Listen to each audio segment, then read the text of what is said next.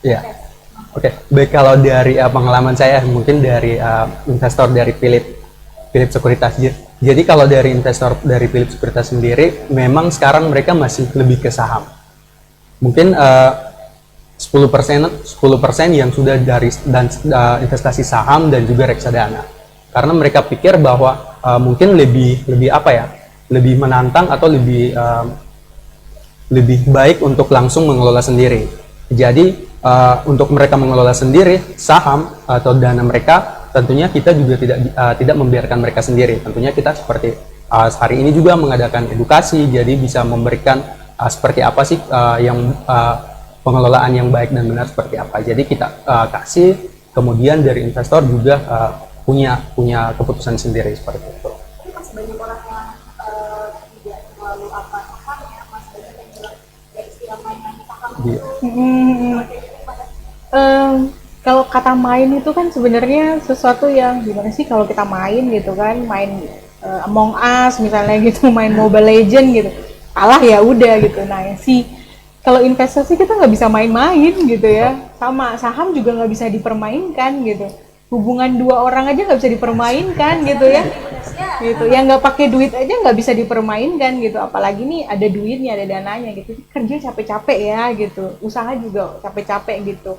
Kita rela nggak sih gitu uang kita untuk dipermainkan, dimainkan gitu kan nggak. Gitu. Jadi saham juga seperti itu gitu. Jadi istilah main saham itu dibuat oleh mungkin sebagian orang yang belum paham sebenarnya produk saham ini seperti apa gitu. Kalau tadi Pak Adin sempat jelaskan lebih banyak orang yang akan di NTT, di Philip Sekuritas lebih banyak yang memilih saham sama reksadana karena mereka tahu gitu si saham ini bukan kita beli kucing dalam karung gitu, kita ini beli perusahaan loh gitu, beli perusahaannya Indomie yang kita makan tiap hari gitu, PT IJBP Sukses Makmur, kita tuh beli Bank BNI, Bank BRI gitu, kita beli gitu loh. Kita nggak beli kucing dalam karung, kita tahu laporan keuangannya, kita tahu manajemennya, ada yang harus kita pelajari dari analisis atas data tersebut gitu kan. Jadi kita nggak beli kucing dalam karung. Ini buat apa kita bermain-main di dalamnya gitu. Iya. Jangan lagi berpikiran atau jangan lagi pakai istilah main. Betul. Benar. Itu sih. Saham itu dalam bentuk apa sih? Kertas ya apa? Nah, Biasanya kan begitu. Tapi nanti itu kok persen, tapi itu perdagangannya itu dalam bentuk apa? iya. Ini mungkin aku mau sharing sedikit Kak Intan. Dulu investasi saham itu kan dalam bentuknya kertas nih, warkat gitu kan. Ada namanya nih, saya pemilik saham ini gitu ya. Kalau kertasnya hilang bingung gitu kan. Nah, sekarang karena udah maju dan lain sebagainya jadi scriptless. Jadi nama kita tetap tercatat di lembaga yang namanya Kustodian Central Efek Indonesia. Itu regulator juga bersama dengan Bursa Efek gitu ya. Tapi kita sekarang sahamnya udah nggak bentuk kertas gitu, jadi tetap tercatat di aplikasinya KSEI, di aplikasi sekuritas, kita tetap sebagai pemegang saham gitu. Kalau mau namanya tercatat di laporan keuangan harus punya 5% saham perusahaan A misalnya, itu nanti namanya ada di laporan keuangannya gitu. Tapi sebelum 5% ya masih 0,00 sekian gitu ya, rendah hati dulu ya. Ya tetap ada kok sahamnya gitu, tapi tercatatnya di KSEI gitu, belum tercatat di laporan keuangan gitu. Nah, saham-saham apa sih yang sekarang lagi menarik? Oke. Kita lihat-lihat. Silakan Pak Adin. Oke. Siapa tahu Baik. di sini kan Tribunnya bisa langsung ngomong ke Pak. Ya. Oke. Jadi memang banyak yang sering bertanya di saat pandemi seperti ini mungkin saham apa yang bagus, karena memang pandemi ini memang menghantam semua sektor, semua merasakan dampaknya. Jadi sebenarnya kalau orang yang sudah lama menjadi investor, dia menganggap bahwa pandemi ini merupakan peluang yang sangat besar. Karena apa? Karena di saat pandemi sekarang ini kita lihat bahwa semua saham itu tidak ada yang terkecuali harga sahamnya itu turun itu di atas 20%. Nah itu kalau sekarang kita lihat mungkin saham apa yang bagus.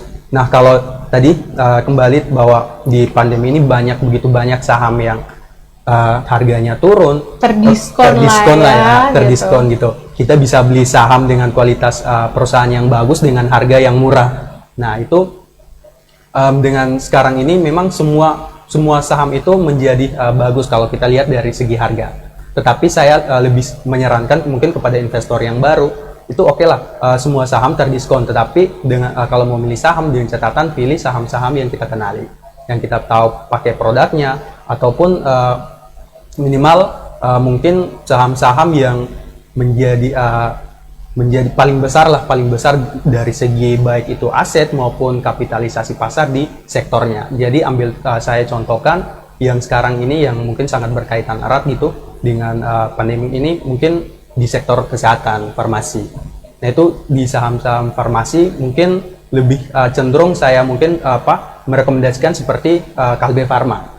Itu kodenya KLBF karena memang dia merupakan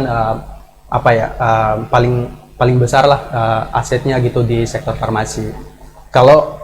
Nah ini mungkin kembali lagi pada investor, kalau dia masih baru kita sarankan seperti itu. Mungkin kalau yang sudah lama mungkin dia bisa ambil yang di bawah, maksudnya asetnya di bawah itu, di bawah KLBF, mungkin ada Indofarma, ada Kimia Farma seperti itu. Dan selanjutnya saham-saham di sektor telekomunikasi. Kalau telekomunikasi kita lebih sarankan Telkom, karena kita tahu lah ya kalau sektor telekomunikasi, Telkom itu sangat kuat.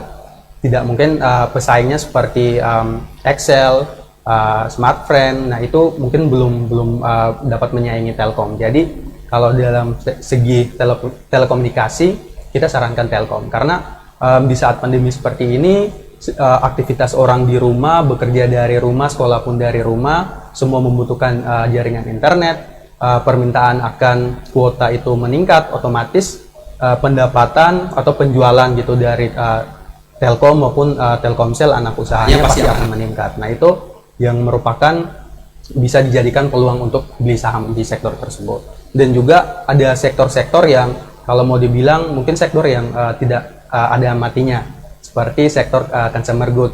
Nah itu dalam keadaan pandemik atau keadaan bencana atau keadaan apapun, setiap orang pasti bangun pagi mungkin butuh gosok gigi, butuh pasta gigi, lanjut itu mandi, dia butuh shampoo, terus masak butuh kayak minyak goreng, biasa orang pakai sejajar bimoli, makan Indomie. Nah itu saham-saham Unilever, Indofood, ICBP, Mayora, nah itu bisa dikoleksi mulai dari sekarang. Kemudian perbankan. Nah perbankan ini memang sektor yang cukup kuat gitu, sangat kuat.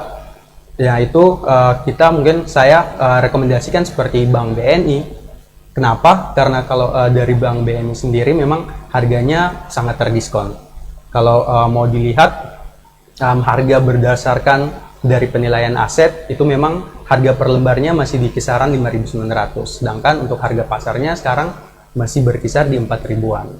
Jadi itu sangat bagus. Kemudian Bank BRI juga, karena Bank BRI ini kan kuat, dia